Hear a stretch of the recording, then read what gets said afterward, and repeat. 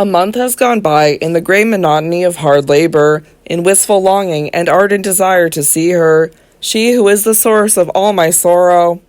I have been put under the gardener's orders and must help him prune the trees and clip the hedges, transplant the flowers, weed the flower beds, and rake the gravel paths. I share his frugal meals and his hard bed. I rise with the cock crow and retire when the chickens do. Meanwhile, I hear that our mistress is leading a gay life, surrounded by admirers. Once I even heard the sound of her playful laughter. I feel exceedingly stupid, and wonder whether this is due to the life I am leading, or whether I have always been so. The day after tomorrow, the month will end. What will she do with me? Perhaps she has forgotten me, and I shall spend the rest of my days clipping hedges and picking bouquets until a merciful end delivers me. A written order arrives. The slave Gregor is hereby recalled to my personal service. W.D. The next morning, with beating heart, I drew back the damask curtains and entered my goddess's bedroom, which still lay in half darkness. "Is that you, Gregor?" she asked, as I knelt before the hearth and prepared to build the fire.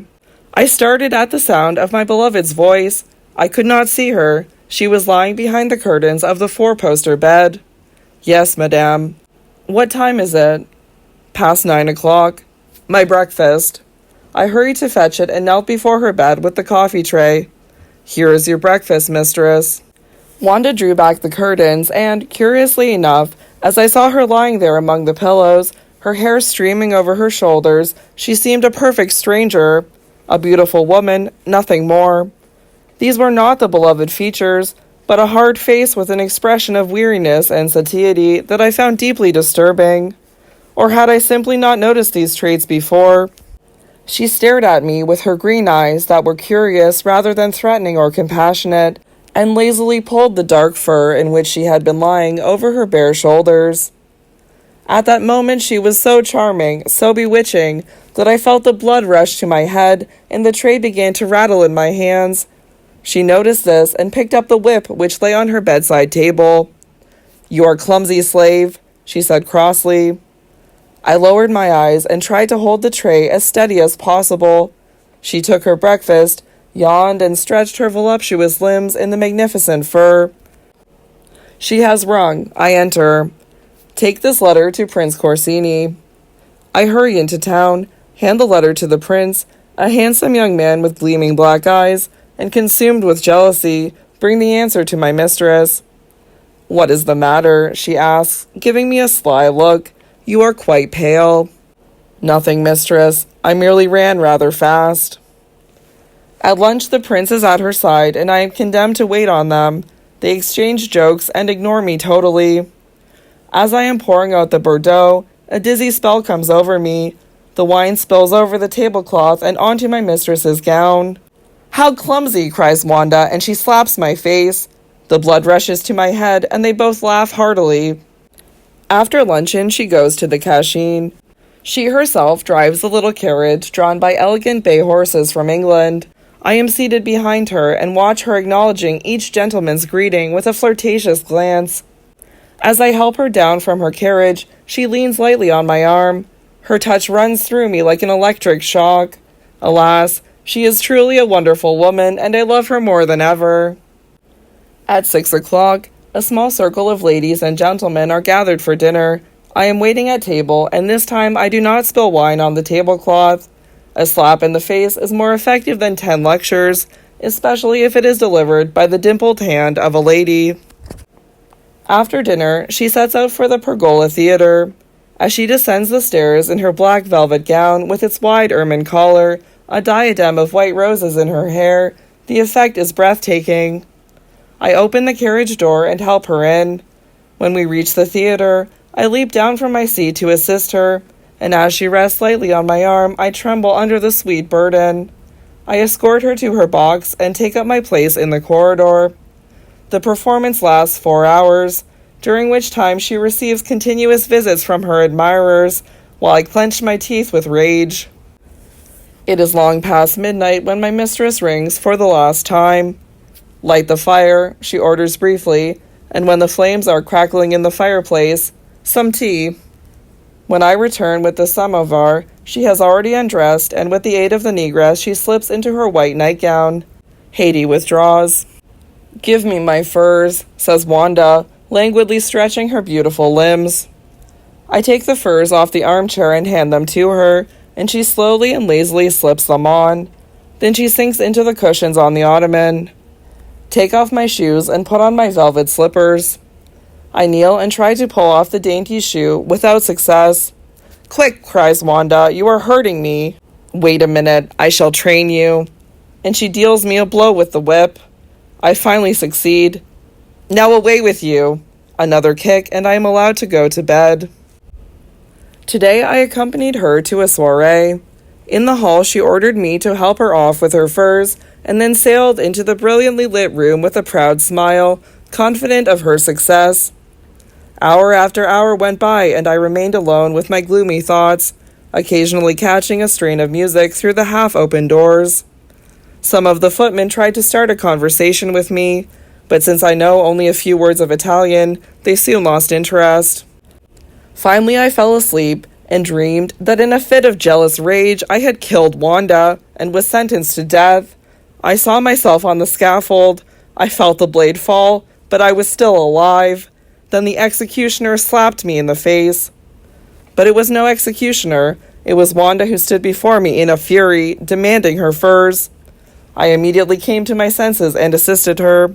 What a delicious sensation to help a magnificent creature into her furs, to feel the nape of her neck and her superb arms slip into the precious fleece, to lift her rippling curls and replace them on the collar. And what delight when she throws off the fur and it retains the gentle warmth and faint perfume of her body. It makes one swoon. At last, a day without guests, theater, or other company. I breathe again. Wanda sits on the balcony reading and appears to have no orders to give me. As the silvery mist of evening retreats and twilight falls, she dines and I wait on her. Although she is eating alone, she has not a glance, not a word for me, not even a slap in the face. Ah, how I pine for just one blow from her hand. The tears rise to my eyes. I feel that I have been humiliated so deeply that I am no longer even worth torturing. Before retiring, she rings for me. "Tonight you will sleep in my room. I had horrible dreams last night, and I am afraid of being alone. Take some cushions from the ottoman and come and lie with me on the bearskin at my feet." With this, she puts out the lights, leaving only a small lamp burning, and climbs into bed. Do not move, so as not to wake me. I do as she orders, but cannot fall asleep for a long time. Like a goddess, she lies wrapped in furs, her arms folded behind her neck, her hair scattered over the pillow. Her magnificent bosom heaves peacefully. When she makes the slightest stir, I awake and listen in case she should need me. But she has no need of me. My only function is to be there. I mean no more to her than the light of a night lamp or a weapon kept by the side of the bed. Am I mad, or is she? Has all this sprung from the vain fancy, the inventive brain of a woman whose aim is to surpass my supersensual imagination? Or is she really a Nero, and does she take a fiendish pleasure in trampling on a man who has thoughts, feelings, and a will like hers, as though he were no more than a worm? As I knelt before her bed with the coffee tray, Wanda suddenly laid her hand on my shoulder and gazed into the depths of my eyes. "What beautiful eyes you have," she said gently, "especially now that you are suffering. Can you still love me?" And she drew me to her with such violence that the crockery went flying and the coffee ran over the carpet. "Wanda, my Wanda," I cried, embracing her ardently and covering her mouth, her face, and her breast with kisses. "This is the sum of my misery. The worse you treat me, the more you betray me, the more passionately I love you. Oh, I shall die of pain and love and jealousy." "But I have not betrayed you yet, Severin," replied Wanda with a smile. "Have you not? Wanda, for the love of God, do not taunt me so mercilessly," I cried. "Did I not deliver the letter to the prince myself?" "Certainly, it was an invitation to lunch on." "Since we have been in Florence, you have—" "I have remained entirely faithful to you," retorted Wanda. "I swear by all that is holy to me. I have done all this merely to be agreeable to you, to fulfill your dreams. But now I shall find myself a lover, or I should only be doing things by halves, and you would eventually reproach me for not having been cruel enough. My dear beautiful slave. However, today you shall be Severin again, none other than my beloved. I have kept your clothes. You will find them in that chest. Dress as you were in the Carpathian resort where we loved each other so ardently. Forget everything that has happened since then. Oh, you will soon forget in my arms. I shall kiss away all your sorrows. She began to stroke me like a child, to kiss and caress me. Finally she said with a sweet smile, "Go and get ready now. I shall dress also. Shall I wear my fur jacket? Oh yes, of course. Go quickly now." When I returned, she was standing in the middle of the room, wearing her white satin dress and her red casabeca lined with ermine. Her hair was powdered, and she wore a small jeweled diadem. For a moment she reminded me in an uncanny way of Catherine II, but she gave me no time to think, and drew me down beside her on the sofa. We spent 2 heavenly hours together. She was no longer a stern and capricious mistress, but an elegant lady, a tender sweetheart. She showed me photographs and books that had just been published, and she talked to me with such verve, lucidity, and good taste that more than once I carried her hand to my lips, enraptured. She then had me read some poems of Lermontov, and at the height of my excitement, she tenderly laid her little hand on mine and asked me, her eyes suffused with languor, "Are you happy now?" "Not yet." She lay back on the cushions and slowly opened her casabeca. But I promptly drew back the ermine over her half-naked bosom. "You are driving me insane." "Come to me." I fell into her arms. Her kisses were like a serpent's. She whispered once again, "Are you happy?" "Infinitely," I cried. She burst out laughing, and her laughter had such an evil ring that it sent a cold shiver down my back. "You dreamed of being the slave and the plaything of a beautiful woman, and now you imagine you are a free man. You think you are my lover, you insane fellow. I need only make one move and you become a slave again. Down on your knees." I fell at her feet, my hesitant eyes still fixed upon her. "You cannot believe it." She looked at me with her arms folded across her breast. "I am bored, and all you are good for is to amuse me a while. Do not look at me in that way." She kicked me. "You are whatever I want you to be, a man, a thing, an animal." She rang. The black girls appeared. "Tie his arms behind his back." I remained on my knees and let them tie me up. They led me to the vineyard that lay along the south side of the garden. Maize had been planted between the vines, and a few dry heads were still standing. A plow had been left there. The blackamoors tied me to a stake and amused themselves by pricking me with golden hairpins. But this did not last long, for Wanda appeared with her ermine toque, her hands in the pockets of her jacket. She told them to untie me and fasten my hands behind my back.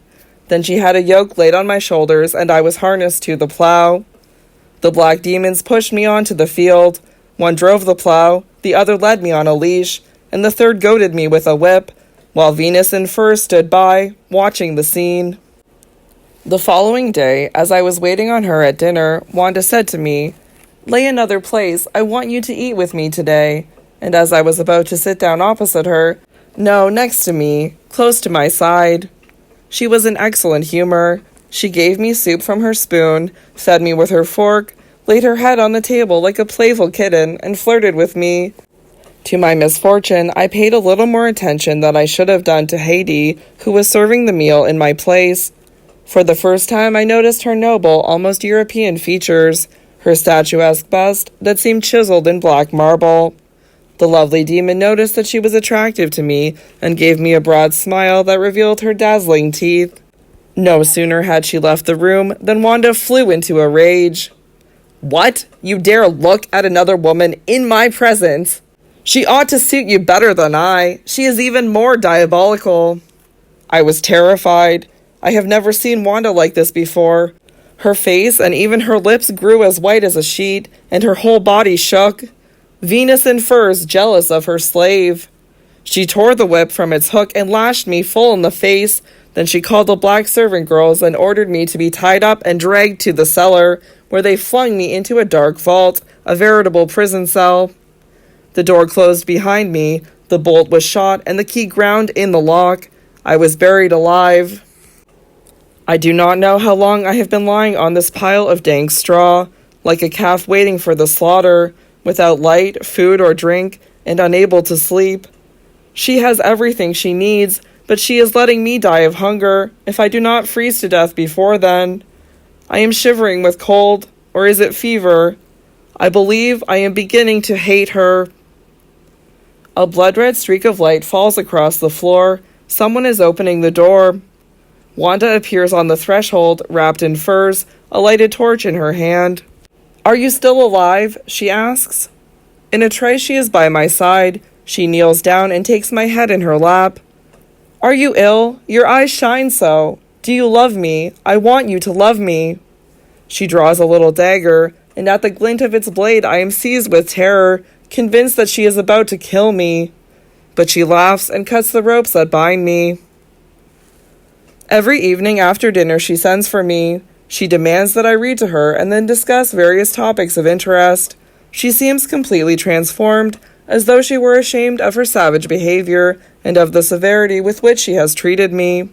A touching gentleness transfigures her whole being, and when she holds out her hand to bid me goodbye, her eyes shine with the saintly light of goodness and love that touches one to tears and wipes away all the miseries of existence and all the terrors of death.